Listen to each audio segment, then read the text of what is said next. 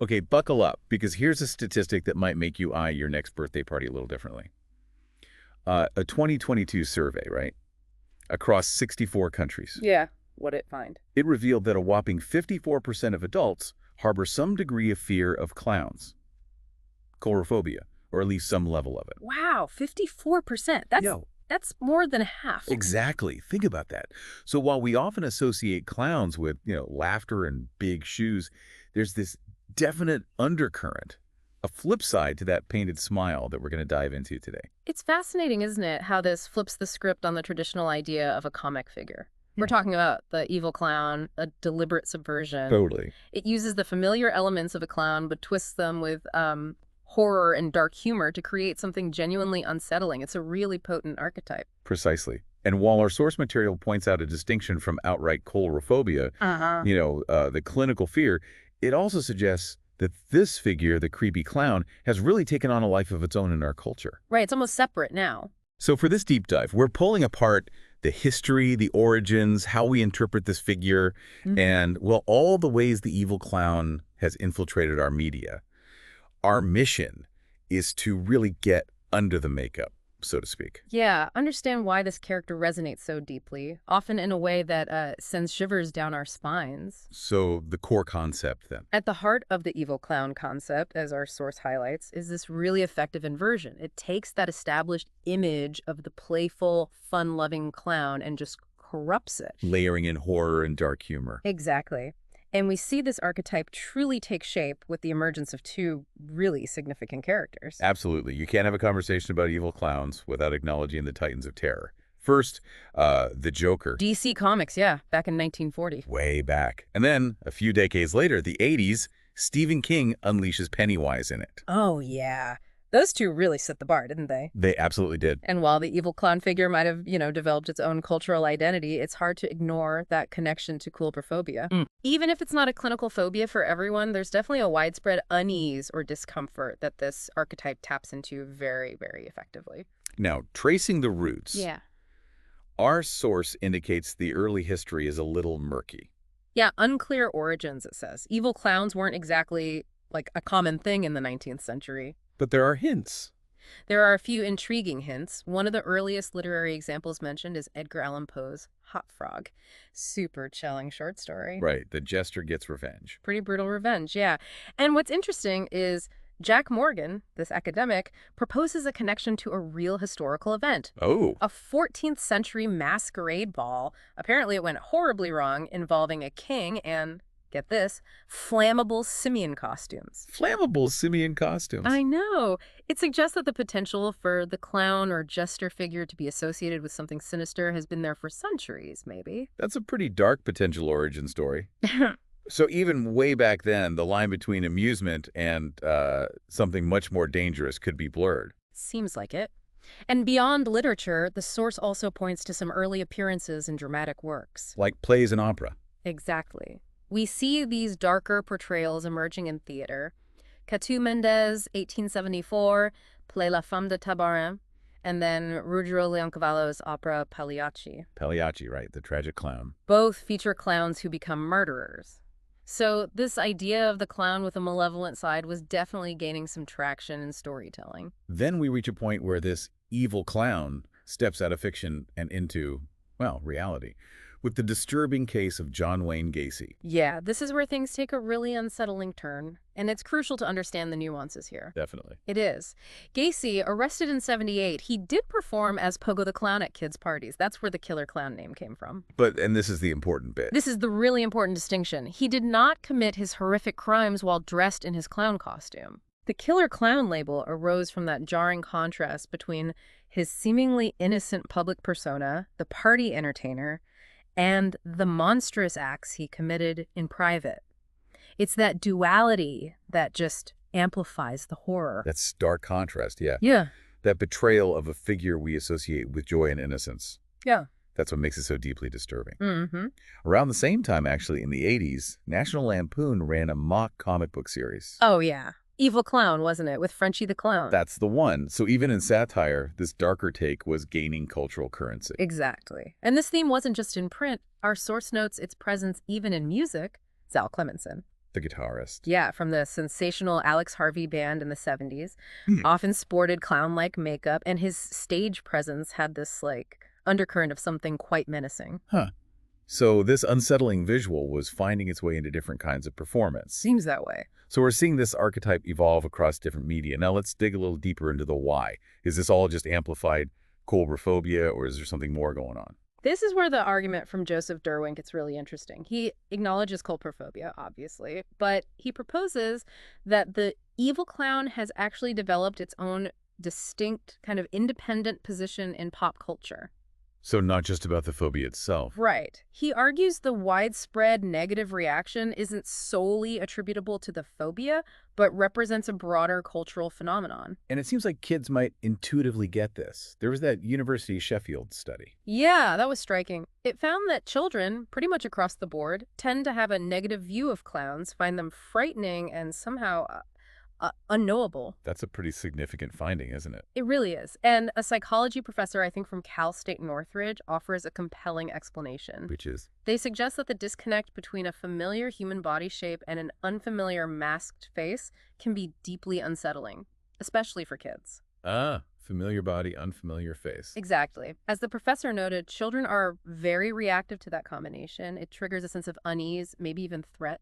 That makes perfect sense. It's like our brains are wired to recognize faces, and when that's obscured or distorted, especially in a familiar context like a person, it sets off alarm bells. Totally. That inherent discomfort could certainly explain why clowns make such effective villains in stories. Precisely. They tap into a very fundamental level of unease. Now, researcher Ben Radford, who literally wrote the book Bad Clowns. Well, that sounds like required reading for this. What did he find? Well, Radford points out that historically, clowns often served as tricksters, fools, but importantly, they also held this unique position. They could speak truth to power, say things others couldn't. The licensed fool. Kind of, yeah. He also found that professional good clowns generally have a really negative view of the bad clown persona. They see it as damaging their profession, the joy they try to create. That's completely understandable. Their livelihood relies on positive associations, so the whole scary clown thing must be infuriating. Absolutely. But Radford also argues that bad clowns aren't a completely modern invention. He points to historical figures like Harlequin, the King's Fool, even Mr. Punch. Oh, interesting. They all possessed elements of that mischievous, sometimes unsettling trickster archetype. He even draws a parallel to modern internet trolls. How so? He suggests they engage in similar kinds of provocative, sometimes abusive behavior, teasing, disruption, just without the painted face and costume. That's a really insightful connection. The chaotic jester evolving into the digital provocateur. Huh. And Radford emphasizes a really important point. Good clowns still significantly outnumber bad clowns. Yeah. The vast majority of people don't actually fear them. It's the scary minority that grabs our attention and fuels the archetype. Which leads us to some of the more in-depth theoretical takes on this. Our source mentions cultural critic Mark Derry. Right, and his essay with that fantastic title, Cotton Candy Autopsy, Deconstructing Psycho-Killer Clowns. That sounds like a deep dive indeed. What's his angle? It certainly is. Derry delves into the figure of the demented or deviant clown across pop culture.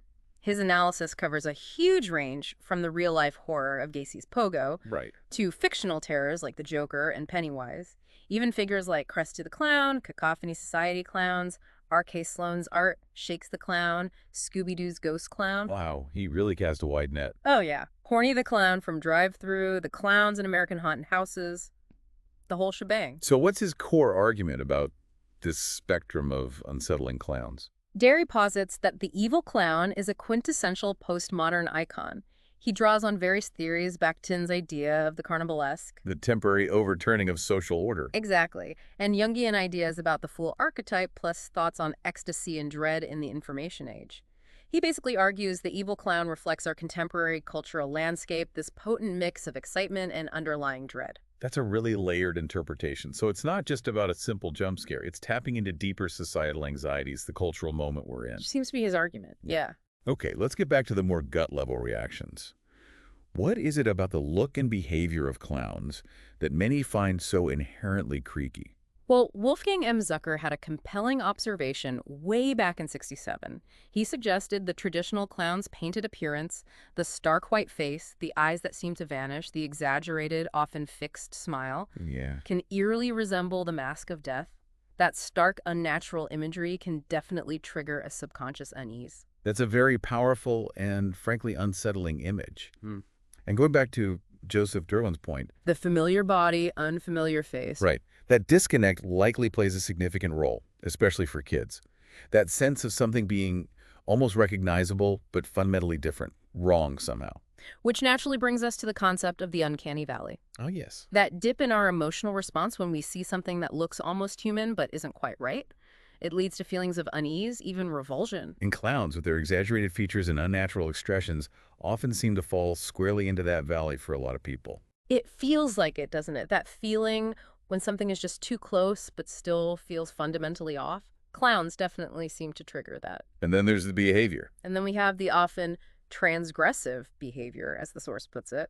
Their actions frequently defy social norms. That unpredictable, sometimes chaotic behavior can certainly contribute to a feeling of unease, a lack of trust. Makes sense. And of course, we have to circle back to that 2022 survey, over half the adult population reporting some level of coulrophobia. So for many, the fear is very real. Absolutely. And that real-world fear has manifested in some pretty bizarre ways, hasn't it? Let's talk about the phantom clowns, these evil clown sightings. Yeah, these sound like something ripped straight from an urban legend. They really blur the lines between folklore and reality. Where did it start? The first significant wave of reports was back in 1981, Brookline, Massachusetts. Kids claimed people dressed as clowns tried to lure them into a van. Oh, wow. That must have caused panic. It sparked a wave of fear, yeah. And similar reports started popping up across the U.S. It's like a collective nightmare taking shape, these stories spreading and, well, probably evolving as they go. Precisely. We saw subsequent resurgences, Phoenix in '85, West Orange, New Jersey in '91. And internationally, too. Yeah, even internationally. Brazil in 1990 had the Palhaço da Kombi, the van clown. Honduras in '95. Chicago reported a cluster of sightings in 2008 as well. And what were people saying caused these panics? Any actual evidence? Well, the proposed explanations varied wildly. Some pointed to the cultural impact of Stephen King's It or the notoriety of Gacy.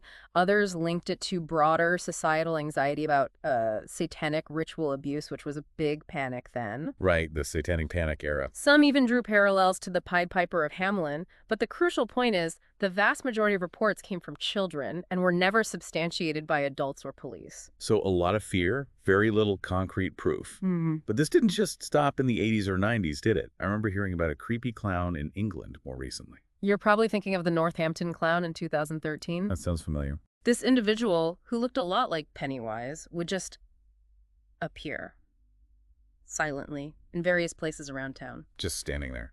Creepy. Creepy. It later emerged it was actually a project by some local filmmakers, Alex Powell, Elliot Simpson, Luke Ubansky. Ah, an art project. Sort of, yeah. And despite rumors that the clown carried a knife, the person behind the mask denied it on social media. It just highlights how a simple visual and a bit of mystery can tap right into this existing cultural fear. Absolutely. The power of image and suggestion. And then social media seemed to just pour gasoline on the fire, right? It certainly did. Starting around 2014, Matteo Moroni in Italy, he ran that YouTube channel DM Pranks. Oh, I think I've heard of those. He began posting these videos of himself dressed as a terrifying clown, deliberately scaring people. They got millions of views and, unfortunately, seemed to inspire a whole wave of copycat pranksters. Ugh. The internet, reflecting and amplifying our anxieties. So we saw similar pranks popping up elsewhere. Yep, France, the US, Spain, all around the same time. And it wasn't always just jump scares, right? Wasn't there a photography project, too? Right. The Wasco Clown in Bakersfield, California. That featured menacing clowns in seemingly ordinary settings. Turned out to be a year-long artistic thing by the artist's wife. Still unsettling, though. Definitely. Even a creepy cemetery clown was reported in Chicago in 2015, just kept fueling the unease. It's almost like people were intentionally trying to provoke this collective fear just to see what happens. And then 2016 was a big year for sightings, wasn't it? Yes, reports surged again in 2016. Lots of incidents in South Carolina and New York. Ben Radford's take is that these surges are overwhelmingly just pranksters. But dangerous pranks. Exactly. He raises a really important point about the potential dangers involved, both for the pranksters, who could face, violent reactions, Yes, someone might not react well. and for innocent bystanders who might get caught up or misinterpret things. It's not harmless. That's a critical point. Real-world consequences. It's interesting, too, that professional clowns themselves spoke out. They did. In 2014, Clowns of America International actually issued a response. It was partly about Twisty the Clown in American Horror Story, but also the broader trend. What did they say? Their president, then, Glenn Kohlberger, publicly expressed disapproval of sensationalizing the fear of clowns. He emphasized the positive role they aim to play. Makes total sense. They're trying to bring joy, and this image problem must be incredibly frustrating. Speaking of media, though, that's really where the evil clown has cemented its status. Absolutely. I mean, the Joker debuted way back in 1940, right? But the contemporary archetype really took hold in the 80s.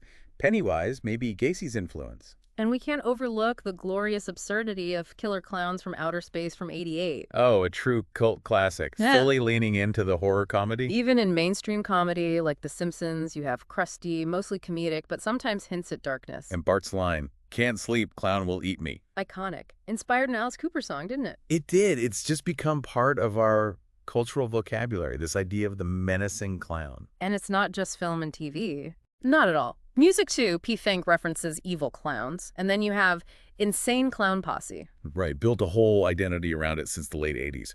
Juggalos. Exactly. Inspired similar acts. And by the late 90s, with the internet taking off, you started seeing websites dedicated just to evil clowns and Phobia. The internet. Hmm. A repository for all our collective fascinations and fears, Huh? no matter how creepy. Now, when we picture an evil clown, there are pretty consistent visuals, right? Definitely. Think Joker. Stark white skin, green hair, smeared red lips, that awful grin. Instantly recognizable. Signals chaos. And he's often portrayed as the ultimate criminal mastermind, a sadistic psychopath. The clown prince of crime. That visual shorthand is powerful, and our source lists a ton of notable evil clown appearances in media. It's quite the catalog. It certainly is. You've got possessed clown dolls in Poltergeist original and remake. Terrifying. Then Pennywise, of course. Tim Curry in the miniseries. Nightmare fuel for a generation. And Bill Skarsgård in the recent films, also chilling in a different way, both incredibly effective. Absolutely. What else is on the list? Okay, Killer Clowns we mentioned. Clown House from '89. Doink the Clown in WWF WWE started out sadistic. I remember Doink. Violator Clown in the Spawn comics. Sweet Tooth from the Twisted Metal games with the flaming head. Jack the Clown at Universal's Halloween Horror Nights. So, across games, comics, theme parks. Everywhere. Mr. Jelly in Psychoville. The Killjoy horror series. A Cannibal Clown in Scary or Die. The Resurrected Birthday Clown in Stitches. Stitches was gruesome. Oh, yeah. Art the Clown from All Hallows Eve and the Terrifier films, he's become a modern icon. Definitely gained a following. Twisty the Clown in American Horror Story, a murderous clown in Theater of Fear, the demonically cursed suit and clown, and even Behind the Sightings, inspired by the 2016 Panic. Wow. It's almost overwhelming how often this figure pops up. It clearly strikes a chord, a nerve, something deep within us. No kidding. So as we bring this deep dive into the unsettling world of evil clowns to a close, what are the key takeaways that stand out for you? For me, it's really the fascinating evolution from those, early historical whispers of tricksters with a dark side Right. to these fully realized, often genuinely terrifying modern media icons. It's this potent blend of real fear, cultural fascination, and maybe even a surprising amount of social commentary, intended or not. Definitely. And it really makes you stop and think. Considering how these phantom clown panics keep recurring and how enduring characters like the Joker and Pennywise are, what does our ongoing fascination with the evil clown really reflect? Yeah, about our societal anxieties, our entertainment tastes. Yeah, exactly. Is it some primal fear that's just always lurking there? Is it a reflection of societal chaos, unpredictability? Or is it simply a really compelling, adaptable figure of horror that just gets a terrifying makeover for each new generation? It's certainly something to ponder, maybe even more so than encountering a real clown at a kid's party now. Maybe so. Yeah. Definitely gives you something to think about next time you see those big red shoes.